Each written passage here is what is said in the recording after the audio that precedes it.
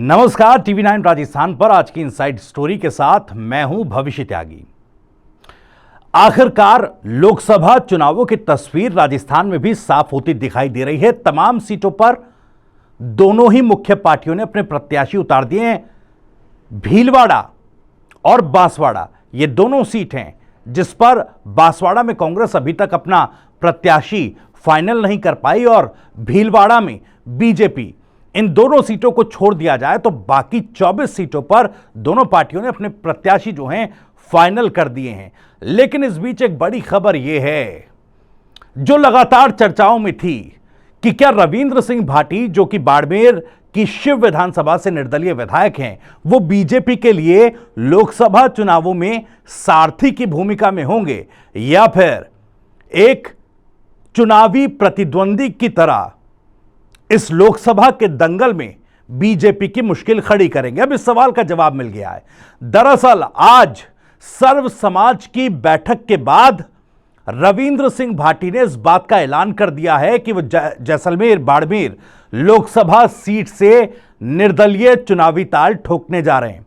यानी कि रविंद्र सिंह भाटी के इस फैसले से बीजेपी के माथे पर बल पड़ गए हैं और बीजेपी प्रत्याशी कैलाश चौधरी, जो कि मौजूदा सांसद भी हैं, उनकी मुश्किलें बढ़ गई हैं। अब यहां से कांग्रेस ने तो उम्मेदाराम बेनीवाल को अपना प्रत्याशी बनाया है, लेकिन जिस तरह से शिव विधानसभा में अप्रत्याशित जीत हासिल की थी रविंद्र सिंह भाटी ने, क्या लोकसभा चुनावों में उसी तरीके से एक अप्रत्याशित परफॉर्मेंस जो है वो रविंद्र सिंह भाटी का रहेगा या नहीं, यह तो आने वाले वक्त में तय होगा। लेकिन इससे पहले क्यों बीजेपी और रविंद्र सिंह भाटी के बीच में जो मशक्कत चल रही थी, मान मनव्वल का जो सिलसिला चल रहा था, ऑफर जो दिए जा रहे थे, उन पर बात क्यों नहीं बन पाई। आपको याद होगा मुख्यमंत्री भजनलाल से भी मुलाकात रविंद्र सिंह भाटी की हुई थी और यह कहा जा रहा था कि बीजेपी में आने के लिए बीजेपी की तरफ से ऑफर दिए गए हैं। ठीक उसी तरीके से जैसे चित्तौड़गढ़ से चंद्रभान सिंह आक्या को ऑफर दिया गया था। चंद्रभान आक्या भी चित्तौड़गढ़ लोकसभा सीट से निर्दलीय चुनावी ताल ठोकने की तेवर जो है, उस तरह के तेवर जो है वो दिखा रहे थे। लेकिन अंततः चंद्रभान आक्या को तो चित्तौड़गढ़ के लिए मना लिया गया और सीपी जोशी साहब, जो कि प्रदेश अध्यक्ष भी हैं बीजेपी के, उनकी राहें थोड़ी आसान हो गई। लेकिन ऐसा बाड़मेर जैसलमेर लोकसभा सीट के लिए क्यों नहीं हो पाया? क्यों बीजेपी रविंद्र सिंह भाटी को नहीं मना पाई? एक तस्वीर मुख्यमंत्री भजनलाल और रविंद्र सिंह भाटी की सोशल मीडिया पर भी वायरल हुई थी उस मुलाकात के बाद, जिसमें फूल देकर स्वागत अभिनंदन करते रविंद्र सिंह भाटी नजर आ रहे थे। और जब वो तस्वीर सोशल मीडिया पर बाहर आई तो ये माना जा रहा था कि सब कुछ अब बीजेपी ने सेट कर लिया है, लेकिन बीजेपी सेट कर नहीं पाई। रविंद्र सिंह भाटी ने बीजेपी के सामने 3 मांगे रख दी थी। ओरण भूमि को धार्मिक तौर पर रिजर्व जो है उस इलाके के लिए ओरण भूमि को संरक्षित करने की मांग जो है रविंद्र सिंह भाटी ने रखी। जो ऑयलिंग कंपनीज हैं, जो सरकारी प्रोजेक्ट उस एरिया में चल रहे हैं, उसमें स्थानीय युवाओं को रोजगार की मांग रखी। इसके अलावा जो नेशनल डेजर्ट पार्क एरिया में जो लोग हैं उनके हकों के लिए एक मांग रविंद्र सिंह भाटी ने बीजेपी के सामने रखी थी और यह कहा था कि आप इस पर लिखित सहमति दीजिए इन तीनों मांगों पर। लेकिन उन तीनों मांगों पर वो लिखित सहमति बन नहीं पाई और इसके पीछे कई और ऐसी वजह बड़ी रही जिसकी वजह से बीजेपी और रविंद्र सिंह भाटी का ये जो एक तरीके से गठबंधन कहा जाए, एक इनडायरेक्ट या अप्रत्यक्ष गठबंधन कहा जाए या फिर बीजेपी में वापसी कहा जाए, वो दोनों नहीं हो पाया। अब रविंद्र सिंह भाटी जो हैं वो ताल ठोकते नजर आएंगे, ऐलान कर दिया है सर्व समाज की बैठक में। आप देखिए 2 चरणों में देव दर्शन के जरिए अपनी लोकसभा क्षेत्र का जायजा और आकलन, अपने समर्थकों के समर्थन का आकलन रविंद्र सिंह भाटी ने किया है और इस दौरे के दौरान, इस यात्राओं के दौरान वो ये अच्छी तरीके से जान चुके हैं कि जिस तरीके का समर्थन विधानसभा चुनावों में रविंद्र सिंह भाटी को मिलता नजर आ रहा था, लोगों ने उसी तरह का उत्साह रविंद्र सिंह भाटी के प्रति इस बार भी जताया है। तो जाहिर तौर पर जोश जो है रविंद्र सिंह भाटी का वो काफी ज्यादा हाई है और किसी भी तरीके से अपनी रखी गई मांगों पर रविंद्र सिंह भाटी कॉम्प्रोमाइज नहीं करना चाहते और इसी वजह से ये जो तालमेल है बीजेपी और रविंद्र सिंह भाटी का, ये बैठ नहीं पाया। हालांकि अब इस गुत्थी को, चुनावी समीकरणों को जैसलमेर बाड़मेर लोकसभा सीट पर किस तरीके से हल करेगी बीजेपी, यह बीजेपी के लिए एक चुनौती भी है और एक असमंजस की स्थिति भी। इसके अलावा दो वो सीटें जहां पर कांग्रेस और बीजेपी एक एक सीट पर अपने प्रत्याशी फाइनल नहीं कर पाई। पहले भीलवाड़ा का जिक्र करेंगे। तमाम सीटों पर देखिए बीजेपी ने अपने उम्मीदवार उतार दिए। भीलवाड़ा की एक सीट बची है। यहां पर चित्तौड़गढ़ जैसी स्थिति बनी हुई है। चित्तौड़गढ़ में आपको याद होगा चंद्रभान सिंह आक्या विधानसभा के चुनावों में टिकट की मांग कर रहे थे, लेकिन उनको टिकट नहीं दिया गया, उनका टिकट काटा गया। फिर वो निर्दलीय चित्तौड़गढ़ से विधानसभा का चुनाव लड़े और जीत दर्ज कर विधानसभा पहुंचे।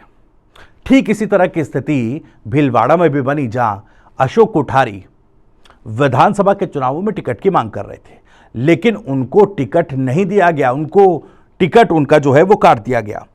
हालांकि वो निर्दलीय चुनाव जरूर लड़े, लेकिन बीजेपी ने जिसको टिकट दिया था विठल शंकर अवस्थी साहब, वो जीत कर आए।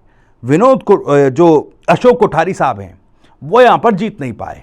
अब लोकसभा चुनावों में भले अशोक कोठारी जो हैं विधानसभा सीट न बजा पाए हों, लेकिन अशोक कोठारी ये वो नाम भीलवाड़ा में बीजेपी के लिए बन चुका है जो बीजेपी को लोकसभा चुनावों में जीत या हार के लिए निर्णायक भूमिका में ला सकता है या बीजेपी की भूमिका बिगाड़ सकता है। अब मान मनोबल की कोशिश अशोक कोठारी साहब के साथ भी चल रही थी, लेकिन अभी तक वो मान मनोबल हो नहीं पाया और बीजेपी इसी मान मनोबल ना हो पाने के चलते भीलवाड़ा सीट पर अभी तक अपना प्रत्याशी फाइनल नहीं कर पाई। अब देखना होगा किस तरीके से भीलवाड़ा की गुत्थी को बीजेपी सुलझाएगी। मैं एक बार फिर अब कांग्रेस पर आऊंगा।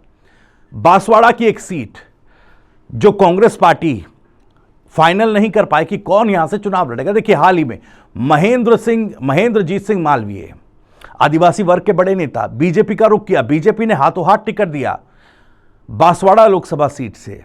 उधर बीएपी यानी भारत आदिवासी पार्टी अलग से चुनावी ताल ठोक रही है। राजकुमार रौत त्रिकोणीय मुकाबला इस सीट पर अपनी दावेदारी के जरिए बनाते हुए नजर आ रहे हैं। अब 40 वर्षों से महेंद्रजीत सिंह मालवीय कांग्रेस पार्टी में रहकर कांग्रेस की राजनीति कर रहे थे और एकाएक पार्टी छोड़कर बीजेपी का दामन थामते हैं, तो सवाल यह उठ रहा है कि इस त्रिकोणीय मुकाबले में कौन इतना मजबूत कैंडिडेट है जिसको कांग्रेस पार्टी उतारकर जीत हासिल कर सके। ऐसा कोई चेहरा कांग्रेस पार्टी को नजर नहीं आता। गठबंधन की जरूर बीएपी के साथ आस थी, लेकिन बीएपी ने जो शर्तें रखी और जो सीटों की डिमांड रखी, वो कहीं ना कहीं पूरा गेम कांग्रेस पार्टी का बिगाड़ती चली गई। कोशिश ये थी कि लगभग 4 से 5 सीटें बीएपी ने रखी थी डिमांड के तौर पर कांग्रेस के सामने राजस्थान में और लगभग 10 से 15 सीटें देश भर में, जिस डिमांड पर कांग्रेस पार्टी सहमत नहीं हो पाई और बीएपी ने कह दिया कि किसी भी तरह के गठबंधन में बीएपी चुनाव नहीं लड़ेगी, वो अपने दम पर ही चुनावी ताल ठोकेगी। अपने प्रत्याशियों का ऐलान भी बीएपी ने कर दिया है, लेकिन बांसवाड़ा वो गुत्थी कांग्रेस पार्टी के लिए बन गई है जिसे सुलझाना कांग्रेस के लिए मुश्किल जरूर होगा। लेकिन एक सवाल यहां उठ रहा है, देखिए आरएलपी से तो गठबंधन किया नागौर सीट को लेकर, सीपीआईएम से तो गठबंधन किया सीकर सीट को लेकर कांग्रेस पार्टी ने, तो बांसवाड़ा सीट को क्या कांग्रेस पार्टी खाली छोड़ देगी?